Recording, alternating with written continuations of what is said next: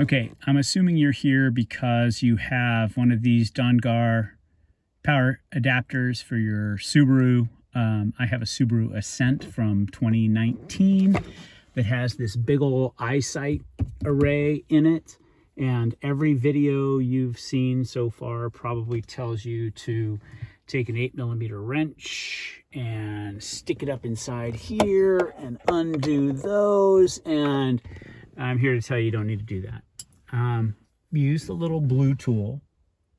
Use the little blue tool to get up under this little cowling that connects the eyesight assembly to your mirror. Okay, now I've already loosened it because I figured out I couldn't do it with one hand. So this thing slides back and forth just to cover up the wires.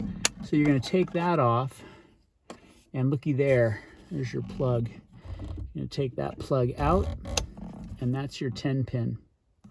So then you're going to take your adapter, and you're going to plug it in there, and take the other side.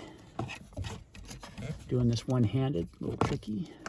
Plug it in there, stuff all that, back up into the eyesight array. Now, if you want, this is the point at which you could start looking at taking this thing apart so that you can get this wire fed back in there more easily.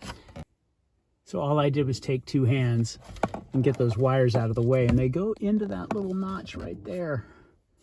And you're going to take this guy, pop him back on here. Get it all lined up, and it should go right around the outside of that little shroud. Nice satisfying little slip. There you go. You're all set to go. You can now test this thing and make sure that it's wired up correctly for your camera.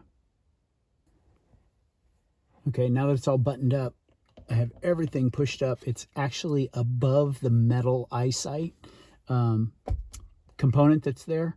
But everything's pushed up inside, and it's just a nice clean install, super easy. So then you just pop your camera on and be all set to go.